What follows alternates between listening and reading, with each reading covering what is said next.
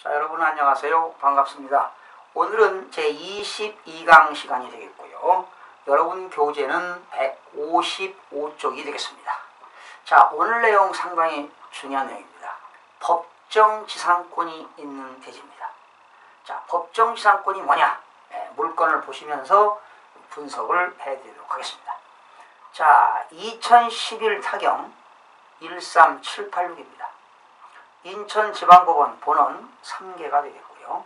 매각기일은 2011년 12월 5일인데요. 약 한 3년 전인데요. 이것도 저한테 레슨을 받고 있는 어느 지인이 낙찰을 받은 바 있습니다. 소재지는 인천광역시 옹진군 덕정면 서포리 313번지입니다. 물건 종별은 대지입니다. 토지 면적은 68제곱미터인데 20.6평입니다. 건물 면적은 건물은 매각 제외. 매각 물건은 토지만 매각인데요. 이것도 지분 매각이 되겠습니다. 사건 접수는 2011년 3월 11일. 이 사건 접수라고 하는 것은 채권자가 법원에다가 경매를 신청한 날이 되겠습니다. 소유자 서지원, 채무자 서지원, 채권자는 신용보증기금이 되겠습니다. 역시 입찰 방법은 기일입찰입니다.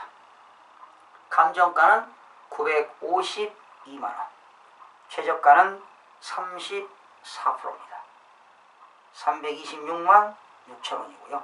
보증금은 10%니까 33만원이 되겠습니다. 자, 1차 유찰됐습니다. 2차도 유찰됐습니다.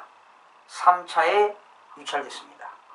4차에 326만 6천원까지 떨어진 건데 얼마를 더 썼느냐?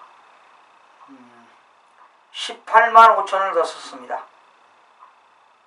해가지고 낙찰이 얼마 된 거냐? 345만 1천원에 단독 입찰을 했습니다. 단독 입찰. 그러면 여러분 언제 매각 결정이 떨어졌나요? 2011년 12월 12일 날 매각 결정이 떨어진 거지요. 역시 이것도 잔금을 다 내고 그날 소유권 이전 등기까지 했던 물건이고요. 역시 이것도 배당이 종결된 물건입니다. 자, 물건 현황을 보니까 제1감정평가가 2011년 3월 25일 날 평가했고요. 이 건물의 보존등기는 1998년 9월 30일 날 보존등기가 됐습니다.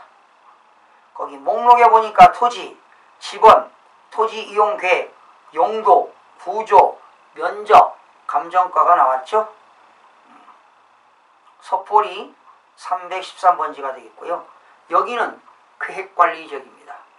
여러분, 인천광역시는 수도권 정비계획법에 의한 과밀 억제권역이지만 인천광역시 중에서도 옹진군은 성장관리권역에 들어갑니다.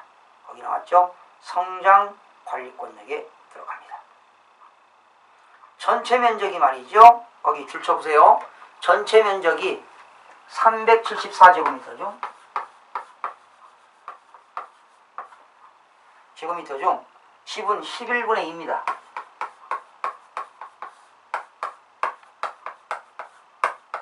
이런 게 틈새라고요. 여러분 11분의 2니까 뭐가 될까요? 상속인데 상속인들이 몇 명입니까? 상속인들이 4명이죠. 4명. 아니 5명인가요? 5명이고 자녀가 몇 명입니까? 자녀가 넷. 배우자까지 5이 되겠습니다. 그죠? 감정가는 952만원이고 토지만 매각이고 지분 매각이다 이렇게 나와 있습니다. 넘겨보니까 서포리 해수욕장 가보셨나요? 북동측 인근에 위치하는 토지로서 주택 등이 혼재하는 해안 추락지대입니다. 그러니까 해안가에 자연환경 보전지역이죠. 추락지대입니다. 추락지구. 자연 추락지구입니다. 자연취락지구는 녹지지역, 관리지역, 농림지역, 자연환경 보전지역의 공동취락지구가 되겠습니다. 본권 인근까지는 당연히 차량 접근이 가능하고요. 남서측 인근에 버스 정류장이 소지하나 도서지역이죠. 여기는 섬지역이기 때문에 인천 연안부두 여객터미널에서 하루에 2번씩 여객선을 이용하며 덕적도 내 1일 2회 마을버스가 운행 중인 바 대중교통 사정은 좀 불편시된다는 거죠. 인천 연안부두에서 말이죠. 하루에 여객터미널을 이용해서 2번씩 여객선이 운항되고 있습니다. 인접지 대체로 등고 평탄한 부정형 토지로서 건부지로 이용 중이다. 여러분, 건부지라고 하는 것은 토지 위에 건물이 있는 땅이 되겠습니다. 3m 콘크리트 포장도로를 이용하여 출입이 가능합니다. 참고상 지상의 매각에서 제외되는 소유비상의 건물, 목조, 기와지붕 주택이 2동이 있습니다. 임차인 현황 보니까 배당요구 종기일은 2011년 7월 26일이었습니다. 그리고 거기 최청길이가 주거용의 전입일자는 2010년 5월 7일이고요.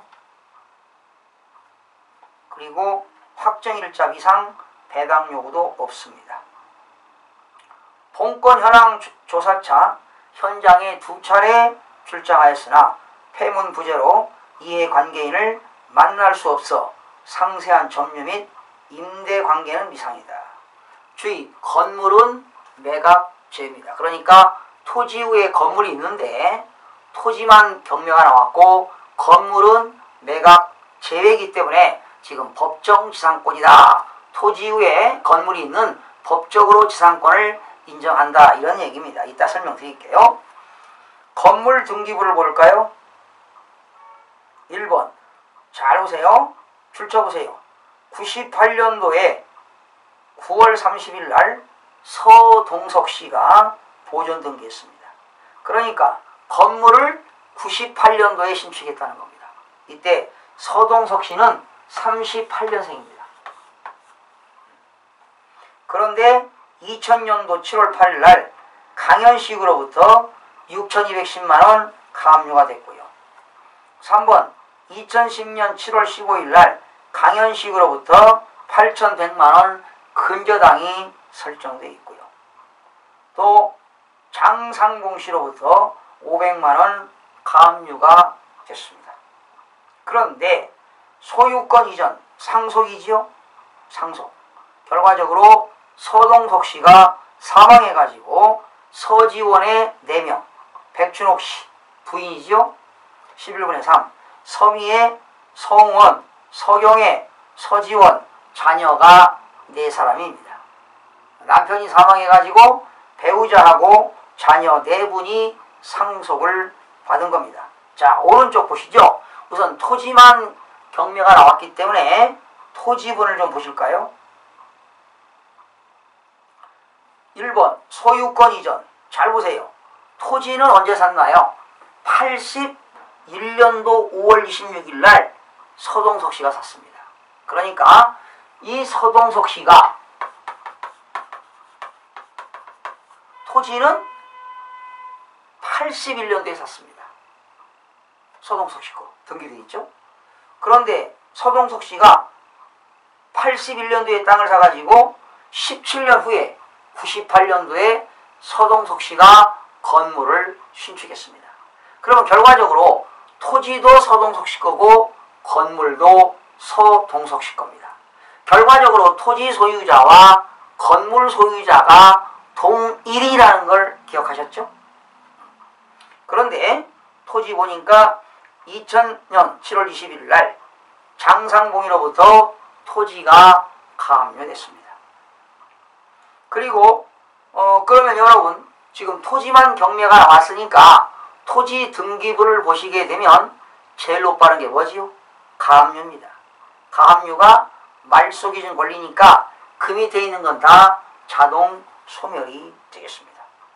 세 번째, 소유권 이전 상속인데요. 상속이, 등기 원인은 상속인데 언제 접수가 되느냐? 거기 보니까 2004년 2월 24일 날 접수가 됐고요. 등기 원인은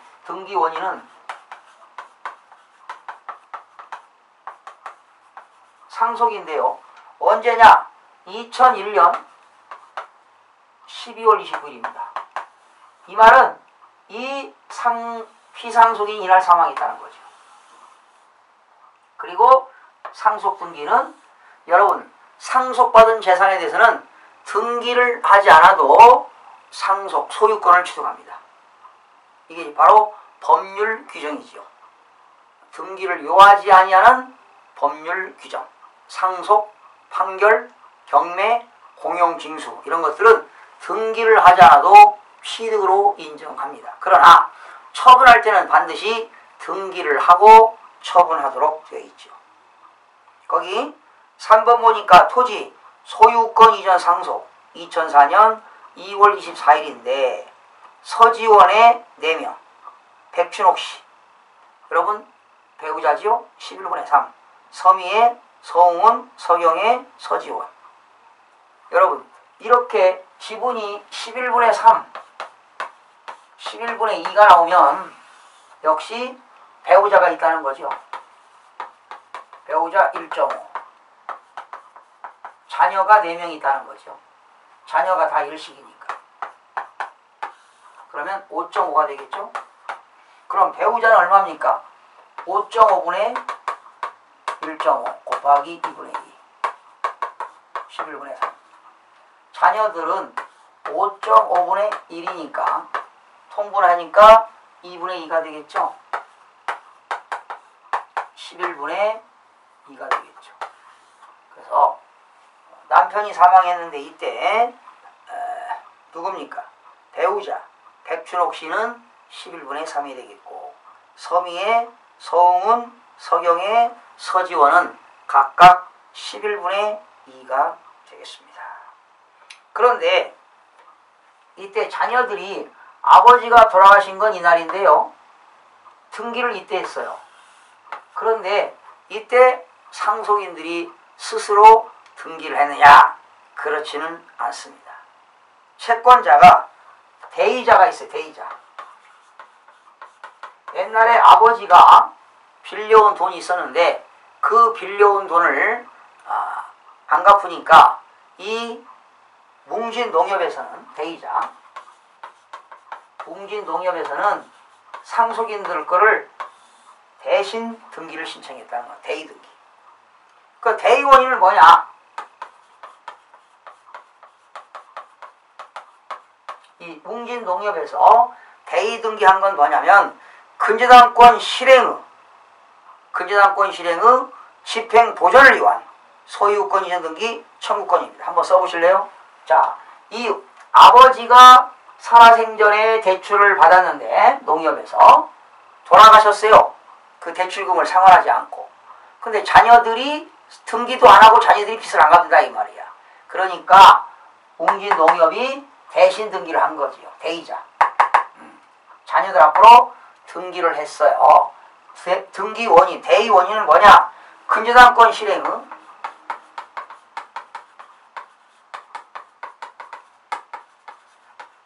아버지가 근저당권을 담보로 제거하고 돈을 빌려왔는데 안 갚으니까 근저당권을 실행의 집행 보전을 위한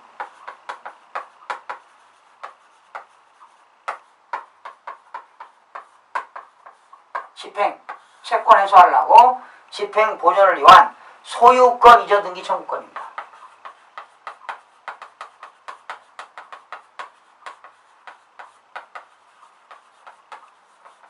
소유권 이전 등기 청구권에 의해서 상속인들 앞으로 등기를 한 겁니다. 그렇죠? 그런데 여러분 등기부를 보시면 알겠습니다만 이렇게 하니까 이 상속인들이 아버지의 빚을 갚았다는 거죠. 그렇게 되면 어떻게 될까요? 근저당권이 말소가 되겠죠. 등기 원인은 뭐가 될까요? 해지가 되겠죠. 그런데 네 번째, 허허, 이 여기서 서지원 아들 서지원이가 자기 지분 9분의 1을 갖고 있는데 이 서지원의 지분이 경매가 나왔어요. 어디에서? 신용보증기금에서 서지원 지분 강제경매를 신청했습니다. 9분의 2가 되겠죠. 9분의 2. 자, 주의사항 보실까요? 지상 건물, 지금 서지원이 지분 9분의 2가 토지만 경매가 나왔습니다. 지상 건물을 위하여 이 사건 토지의 대지 부분에 법정지상권 성립 여부는 불분명하다. 집행관이 조사해보니까 불분명이라고 써있는데, 또 공유자 우선 매수 신고. 여러분, 공유자가 누굽니까? 배우자도 11분의 3이 있죠? 아, 서지원이가 지금 10분의 2네요. 죄송합니다. 서지원 지분 공유자가 5명이죠? 그런데 서지원 지분 11분의 2가 경매가 나왔으니까 민사집행법 140조에 의해서 공유자 우선 매수를 할 수가 있겠죠. 공유자 우선 매수 신청 행사는 신청한 첫 기일에만 유효하고 다음 기일부터는 행사할 수가 없다. 여러분, 공유자 우선 매수 신고가 여러분 민사집행법 나와 있죠? 140조니까 341조 간 보세요. 자, 여러분 교재 341조 간 보실까요? 거기 140조 공유자 우선 매수 신청 나왔죠? 공유자 우선 매수권 140조. 민사집행법 140조에 공유자의 우선 매수권 나왔습니다. 1항 공유자는 매각기일까지 매수신청 보증금을 제공하고 최고가 매수신고 가격과 같은 가격으로 채무자의 지분을 우선 매수하겠다고 신고를 할 수가 있습니다. 그러니까 이 공유자는 당일날 매각기일날 보증금 10%하고 신분증하고 도장하고 등기사항 정부 증명서를 집행관에게 최고가 매수신고인이 신고한 금액으로 우선 매수하겠습니다라고 신고할 수가 있다는 것입니다. 법원은 최고가 매수신고가 있다 하더라도 입찰자가 있다 하더라도 공유자에게 매각을 허가하여야 합니다. 3항 여러 사람의 공유자가 우선 매수하겠다고 신고를 하면은 특별한 협의가 없으면 공유 지분 비율에 따라서 채무자의 지분을 매수할 수가 있습니다. 누가? 공유자들이 여러 명이 2사람 이상이 공유자 우선 매수를 하게 되면 자기 지분의 비율에 따라서 채무자의 지분, 누구? 서지원의 지분을 매수할 수가 있습니다. 공유자가 우선 매수 신고할 때는 최고가 매수 신고인은 뭐가 될까요? 차순위 매수 신고인으로 보는 겁니다. 보는 거라고요. 그러니까 공유자가 잔금을 안 내면 최고가 매수 신고인은 당연히 차순위로 보기 때문에 차순위권자로서의 역할을 할 수가 있다는 내용이 되겠습니다.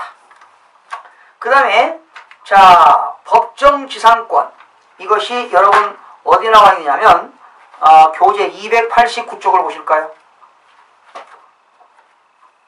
교재 289쪽. 자, 이 물건은 지금 이런 토지 위에 건물이 있어요. 이렇게 건물이 있다 이 말이죠. 그런데 어떤 분이 토지만 납찰 받았어요. 그런데 이 토지 위에 건물이 있을 때 이 건물에 법정지상권이 성립이 되느냐 안 되느냐 하는 겁니다. 이때 법정지상권이 성립되려면 세 가지 형태가 있는데요. 첫 번째는 뭐냐면 이때 건물의 소유자도 가, 토지의 소유자도 가. 동일이냐, 동일. 같아야 돼요. 건물의 소유자와 토지 소유자가 같아야 되는데 이때 이 건물을 갖다가 제3자에게 전세권 설정했어요. 건물만. 건물에 대해서 제3자에게 전세권을 설정했는데 이때 토지가 경매가 나왔다. 그렇다면 이것도 법정지상권이 성립이 되는 겁니다. 또한 토지 소유자와 법정지상권이 성립되려면 반드시 토지 소유자와 건물 소유자가 동일인 같은 사람이 됩니다. 근데 이때 이 갑이라는 사람이 건물이든 토지든 근저당권을 설정해가지고 근저당권자가 의무경매를 신청해가지고 건물이 나왔던 토지가 나왔던 만약에 토지가 경매가 나왔습니다. 그 누군가가 낙찰을 받으면 이 토지 후에 그러면 이제 이 토지 낙찰 받았으니까 이 을이라는 사람으로 소유자가 바뀌었다. 그러면 토지는 을 거요, 건물은 갑 겁니다. 그랬을 때 갑은 을에 있는 토지 후에 있는 건물을 사용할 수 있다는 겁니다. 이것이 법정지상권이 되겠습니다. 또한 이 갑의 토지 후에 뭐가 있느냐, 여기에 임목이 있어요. 임목도 갑 겁니다. 토지 후에 임목이 있다. 나무가 있다는 거예요. 여러분 임목에 관한 법률이라는 거 들어보셨죠? 토지 후에 임목이 있는데 그 토지만 경매를 받았습니다. 그랬을 때 토지 후에 있는 임목도 법정지상권이 성립이 되는 겁니다. 그래서 여러분 289쪽에 보니까 법정지상권 성립되는 세 가지의 경우가 나와 있지요. 1번 토지와 그 건물 지상의 건물이 동일 소유에서 건물 부분만 전세권 설정한 이후에 토지 소유권이 변경되었다. 그 토지 후에 건물이 있는데 건물이 전세권이 설정되어 있는데 토지 소유권이 변경되는 경우도 법정지상권이 성립됩니다. 두 번째, 토지 건물이 동일인이었을 때 토지 건물이 어느 한쪽이 저당권이 생겨서 그 저당권으로 경매가 실행되고 경락되어 토지 건물의 소유권이 각각 달라지는 경우. 자, 토지와 건물 소유자가 동일인인데 이 토지가 경매가 돼가지고 토지 소유자와 건물 소유자가 달라지는 경우도 법정지상권이 성립이 됩니다. 3번 보세요. 토지와 임목이 동일인에게 속하고 있으나 경매 또는 기타의 사유로 토지와 임목의 소유권이 각기 다른 사람으로 바뀌었습니다. 이것도 법정지상권이 성립이 됩니다. 여러분 이때 임목에 관한 법률에 의해서 등기할 수 있나요? 등기할 수 있습니다. 갑이라는 사람이 이 임목에 관한 등기가 되어 있고 갑이라는 사람이 토지에 대한 등기가 되어 있는데 이 토지만 경매가 나왔다면 토지 후에 있는 임목도 법정지상권이 성립이 되는 것입니다. 그러면 여러분이 지금 아까 이거 어떤 거지요? 이거 웅진군에 있는 덕정면에 있는 토지 지분만 11분의 1을 낙찰받았습니다. 여러분 만약에 11분의 11을 다 낙찰받았다 합시다. 그러면 내 땅에서 건물을 사용하는 사람에게 뭐를 청구할 수 있어요? 지료를 청구할 수 있어요. 지료 청구. 이 지료는 당사자끼리 합의에 의해서 지료를 결정하면 됩니다. 지료는 어떻게 결정하느냐? 법정지상권 지료는 당사자 간 합의로 결정합니다.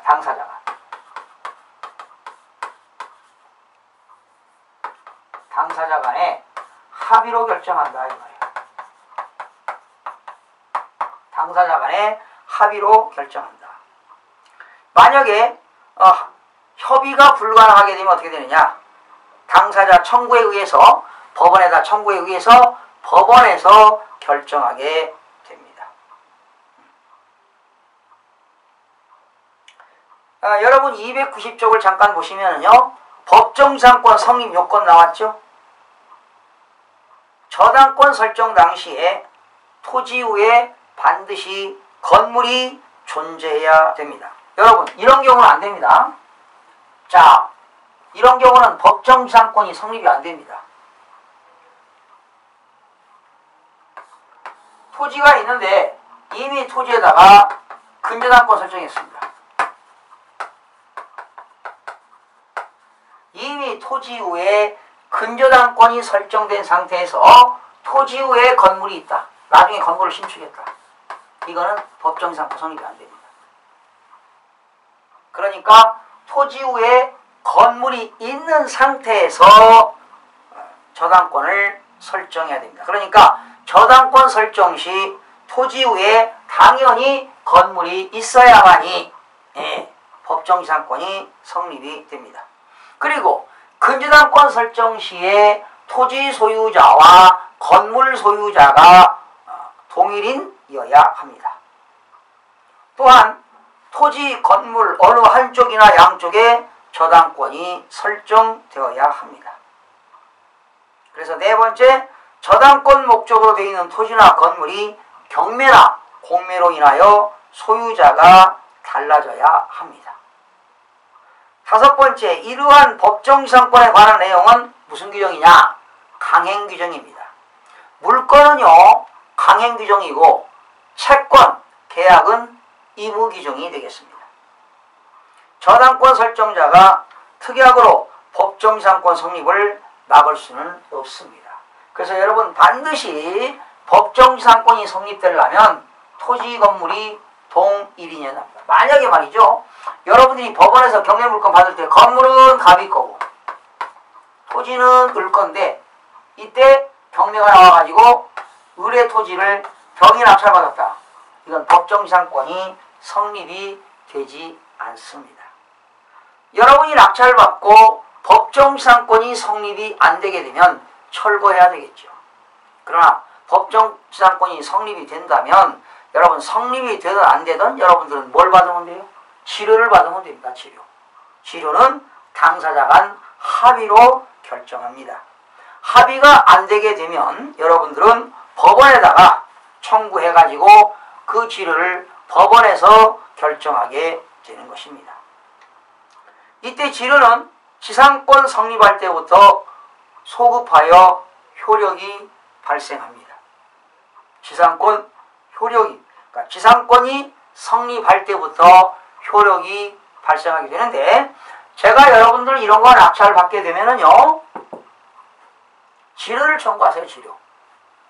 그러면 보증금 없이 여러분 내 토지 위에 건물을 사용하니까 지료를 청구할 때 어떻게 합니까? 1년분을 청구하시기 바랍니다. 1년분. 1년분 내고 써라. 아니면 내 거 지분 사가라.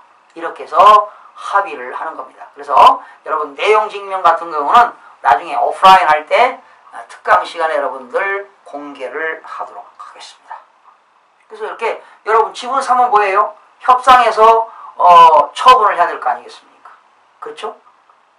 그래야 수익이 생길 거 아니에요. 이런 노하우는 다시 오프라인 강의 때 내용 증명 발송하는 방법에 대해서 여러분 학습하도록 하겠습니다. 그러니까 여러분들은 토지를 경매받을 때 그 토지에 대한 위에 있는 건물이 법정지상권이 성립이 되느냐, 성립이 안 되느냐, 다 당연히 중요한 거지요. 그러나 성립이 되든 안 되든 간에 여러분들은 낙찰을 받아서 수익을 잘 창출할 수 있는 것이 여러분들의 목적이 되는 것입니다. 그래서 여러분 289쪽에 보니까 법정지상권의 의미, 성립되는 거 이렇게 쭉 나와 있습니다. 그래서 여러분 한번 내용을 읽어보시기 바랍니다. 법정지상권 내용 나왔는데요. 그러니까 법정지상권이 성립이 되려면 근본적으로 토지 소유자와 건물 소유자가 동일인이어야 한다. 만약에 여러분들이 땅에다가 건물을 짓기 위해서 돈이 필요하면은 일단은 저당권을 먼저 설정하면 설정한 이후에 건물을 지게 되면 법정지상권이 성립이 안 되기 때문에 그건 곤란하다 이 말이죠. 그러니까 토지 위에 건물이 있는 상태에서 저당권을 설정하는 것이 여러분들에게 유익하고 법정지상권이 성립이 된다는 것을 기억하시면 되겠습니다. 자, 이렇게 해서 오늘은 법정지상권이 있는 물건인데요. 중요합니다. 토지 경매 물건이 토지가 나왔는데 토지 소유자와 건물 소유자가 동일인이라면 법정지상권이 성립되는 겁니다. 그러나 토지 소유자와 건물 소유자가 다른 상태에서 경매를 받아가지고 토지를 낙찰받았다면 이거는 법정지상권이 성립이 안 되는 물건이 되겠습니다. 이렇게 해서 법정지상권 너무 무서워할 필요도 없고, 여러분 토지 위에 있는 건물이 있다 하더라도 대지를 낙찰받으면 돈이 된다는 것만 아시면 되겠습니다. 역시 다음 시간에도 23강에서 법정지상권이 있는 대지에 대해서 여러분 함께 공부하도록 하겠습니다. 법정지상권이 있는 대지, 그리고 경매 신청을 취한 내용에 대해서 여러분 학습하는 시간을 갖도록 하겠습니다. 여러분 대단히 수고하셨습니다.